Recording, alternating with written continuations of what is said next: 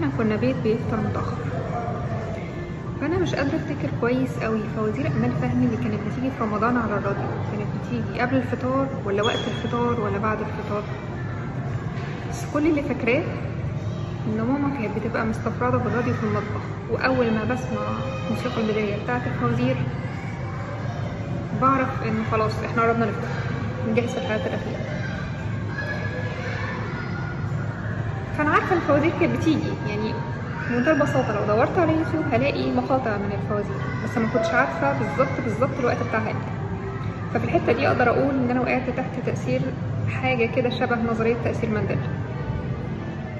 بس الحاجة اللي بتقولي ان انا ممكن اكون فعلا وقعت تحت تأثير النظرية دي بجد يعني حاجة حصلت في شهر رمضان في سنة من السنين، من يجي اكتر من 15 سنة.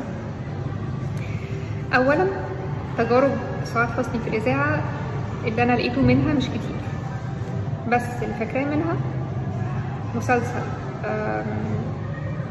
الحب الضائع زي الفيلم بالظبط، بس الفرق هنا إن هي عاملة شخصية زبيدة ثروت، واللي عامل شخصية سعاد حسني صباح، واللي قايم بدور رشدي أباظة عمر الشريف. ومسلسل إذاعي أعتقد كان قبل الفيلم. ولا شيء يهم إحسان عبد القدوس، أنا ما سمعتش للأسف كل رواية، ورواية كلية خولي أيام معه دي حبيتها قوي، وكان نفسي أقرأ الرواية أصلا، بس لما لقيت المسلسل إزاي ما ندمتش لأنه حلو جدا. وفي إيه تاني؟ وفي مسلسل نادية زي الفيلم، بس الفرق إنه والله مفيش فرق كبير، ممكن الاحداث في اختلاف شويه في الاحداث، زي بالظبط الحب الضائع برضه في اختلاف في الاحداث على فكره. واحلى حاجه سمعتها ليها كان مسلسل من انا. هو كان بيتكلم شويه عن ازمه فقد الهويه، وان ساعات الانسان ممكن يحس بالضياع ويتشتت ما بين هويتين مختلفتين. بس الحلو في المسلسل ده ان هو بس ما كانش ممتع على المستوى مثلا انك تتابع حاجه انسانيه، هو كمان كان شيق لانه كان برضه بيتكلم على جريمه، فهو تحس ان فيه حته بوليسيه شويه.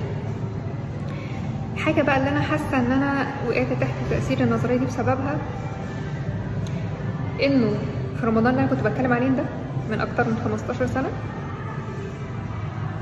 كان في مسلسل بطولة أحمد زكي وسعاد حسني، وهو كان نادر، وساعتها الراديو أو الإذاعة كانت بتنوه إنه مسلسل لأول مرة يعرض، وكانوا عاملين دعاية جامدة ليه.